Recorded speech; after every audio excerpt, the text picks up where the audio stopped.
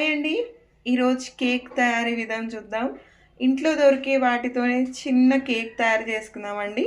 ఒక గుడ్డు, ఒక బటర్, వీలైతే బటర్ ఉంటే బటర్, లేదంటే మిల్క్ కూడా యాడ్ చేసుకోవచ్చండి.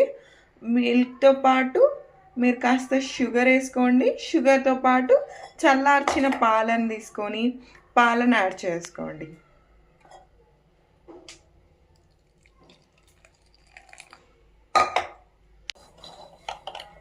తర్వాత నేను కొంచెం చిటికెడు బేకింగ్ సోడా వేస్తున్నాను. బాగా కలుపుకోండి దీన్ని. తర్వాత చిటికెడు ఉప్పు వేస్తున్నానండి. తర్వాత మనం గోధుమ పిండి యాడ్ చేసుకోవాలండి. గోధుమ పిండి యాడ్ చేసుకున్నాక బాగా కలుపుకోవాలండి. బాగా కలుపుకున్న తర్వాత మనం స్టవ్ మీద ఒక ఇడ్లీ పాత్ర మీదన్నా లేకపోతే కుక్కర్ మీదన్నా ఒక ప్లేట్ వేసి పెట్టుకోవచ్చండి.